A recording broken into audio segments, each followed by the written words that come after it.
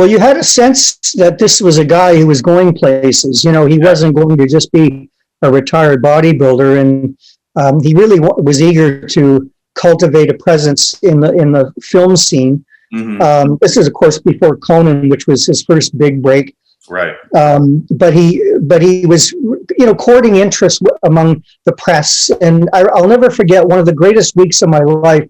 Thanks to Arnold's generosity, it coincided around the 1976 Mr. America contest. That was probably the last time they called them Mr. contests. You know, then they went to things like American Bodybuilding Championships and World Bodybuilding Championships, because Ben Weider wanted bodybuilding to be considered for inclusion in the Olympics, and that sounded more like a sport than a Mr., like a beauty pageant kind of attitude. Yeah. So the Mr. America contest, that was the one won by Mike Menser in New York. Mm-hmm. It was the first time I'd ever been to New York. I was wide-eyed with wonder at the skyscrapers and the whole scene. And and Arnold and I actually shared a hotel room at Howard Johnson's in Times Square. No kidding. For that week. I know. I mean, he was pretty frugal in those days, as was I. And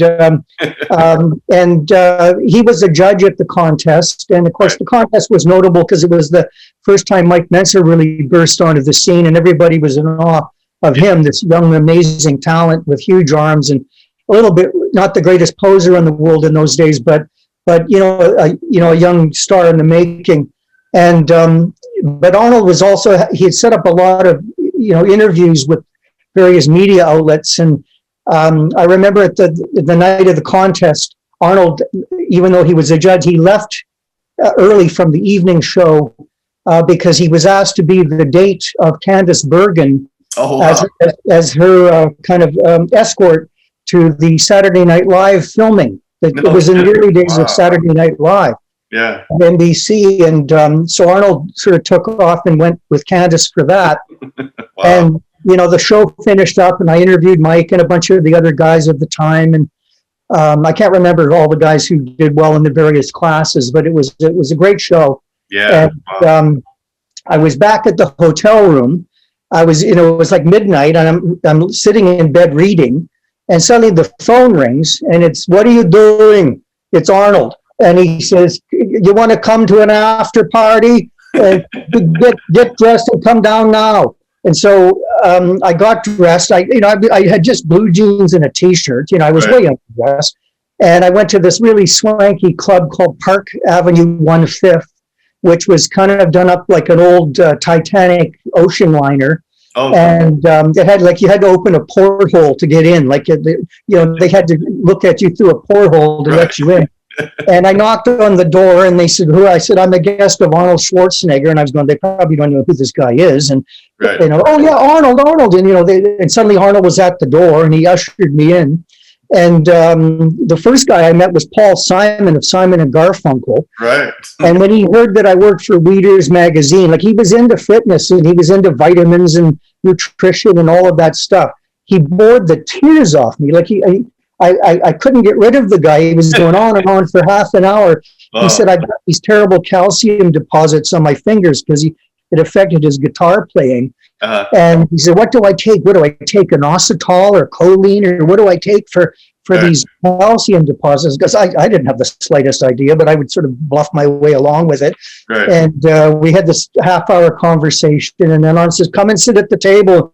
And it was just madness. It was just, everyone was drunk and crazy, and there was this giant table, a round table, and I'm sitting there, and there's Arnold on one side of me, and I sense a presence on my right side. And this guy turns to me and says, "Oh, hello, Jack. How are you?" And it's Jack Nicholson.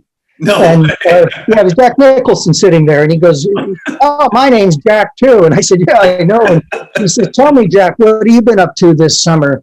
And I said, "Oh, well, I've just moved down from Canada, and I'm working at the Weider magazine," explaining, you know, of course he wasn't impressed in the least by that. And I said, "What have you been doing this summer, Jack?" And he says, "I've been sitting on the back of a yacht reading scripts in the Mediterranean." And I said, "Oh, well, that's a summer."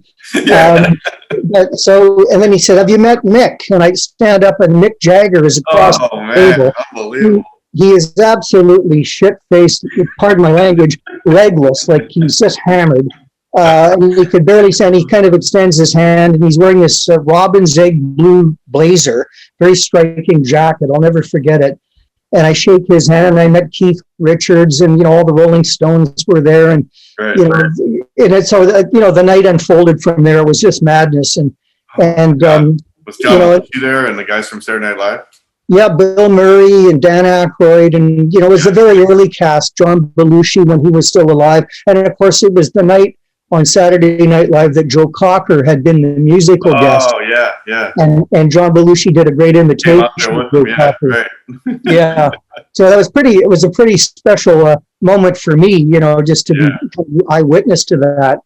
And on that same trip, we had lunch. Arnold, we went to Elaine's, which was a very popular Upper East Side salon, restaurant where a lot of celebrities would go, Woody Allen, guys like that. Right. We met Dustin Hoffman and Robert Towne, who wrote the screenplay for Chinatown, guys like that. Right. And we met Andy Warhol, the great pop artist. Right.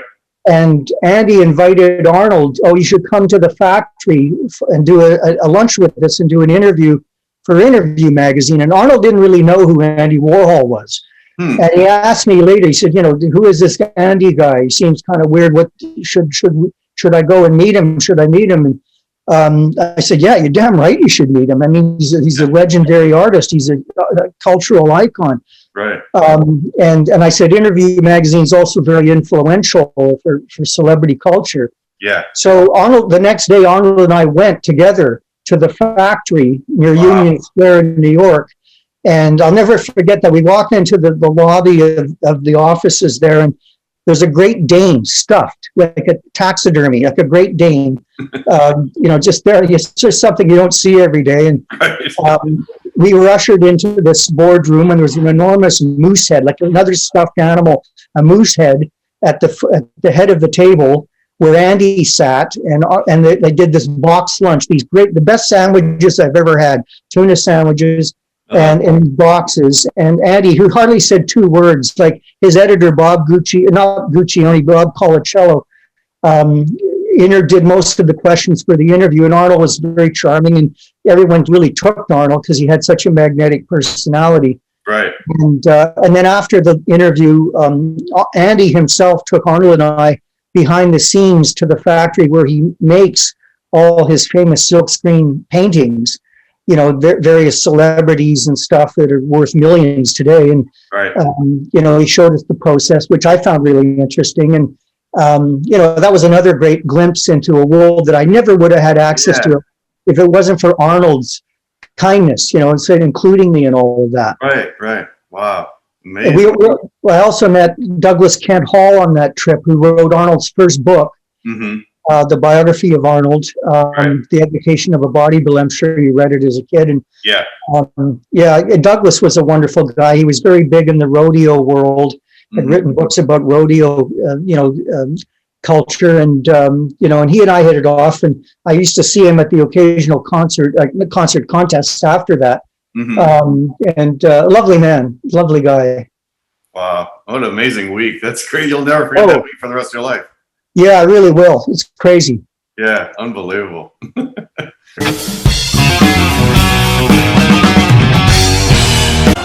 Bodybuilding Heroes and Legends Volume 1 by John Hansen is the book that celebrates the golden age of bodybuilding. This was the era in which legends such as Arnold Schwarzenegger, Sergio Oliva, Frank Zane, Robbie Robinson, Cal Skalak, and Mike Menser battled it out on stage for the biggest titles in bodybuilding. Read about some of the most exciting competitions that took place in the 1970s, including the Oliva-Schwarzenegger battles, Zane's first Olympia victory, and Skalak's controversial Mr. Olympia appearance, and much more.